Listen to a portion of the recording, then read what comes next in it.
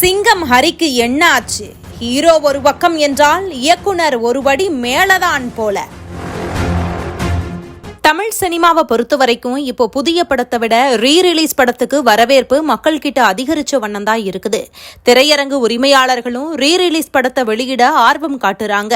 அந்த வகையில நாளைக்கு வெளியாகிற ரத்தினம் படத்துக்கு மக்களை தியேட்டருக்கு வர வைக்க படக்குழுவினர் செய்யும் செய்கைகள் தான் இணையதளத்துல வைரல் ஆகிட்டு வருது. தமிழ் சினிமாவில் நடிகர் பிரசாந்த வச்சு இயக்குனரா அறிமுகமானவர் தான் ஹரி.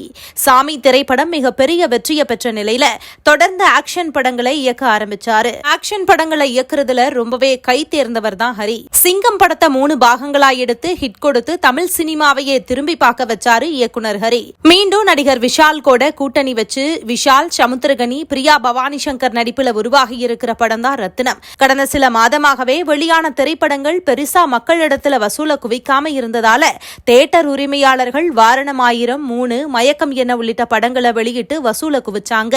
அந்த வகையில விஜய், திரிஷா உள்ளிட்டவர்கள் நடிச்ச கில்லி படம் உலகெங்கும் ரீரிலீஸ் செய்யப்பட்டு வசூல குவிச்சிட்டு வருது. விஷால் நடிப்புல வெளியாகிற ரத்தினம் படத்துக்கு தியேட்டர்கள் கிடைக்கிறதுல சிக்கல் ஏற்பட்டுட்டு வருதா. இணையதளத்திலையும் புக்கிங் ஆகாம இருந்துட்டு வருது. படம் வெளியாகும் ஒரு வாரத்துக்கு முன்பே ரத்தினம் படக்குழுவினர் படத்தை ப்ரமோட் செய்ய தீவிரம் காட்ட தொடங்கினாங்க. அதாவது படக்குழு ஒவ்வொரு மாவட்டமா போய் படத்தை ப்ரமோட் செஞ்சுட்டு வராங்க. ஆனா அந்த படத்தோட ஹீரோயின் பிரியா பவானி சங்கர் எந்த ஒரு ப்ரமோஷன்லயுமே பங்கேற்கல அப்படின்னு ரசிகர்கள் அப்செட் ஆனாங்க. இந்த ப்ரமோஷன்ல விஷால் தன்னோட 2026 அரசியல் வாழ்க்கை பற்றியும் பேசிட்டு வராரு.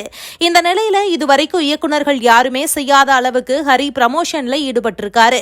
அதாவது ரத்தினம் படத்தை மக்கள் தியேட்டர்ல பார்க்க வாங்க அப்படின்னும் தியேட்டர்களுக்கு சென்றும் தெரு தெருவா சென்றும் மக்கள் கிட்ட கோரிக்கை வச்சுட்டு வராரு ஹரி.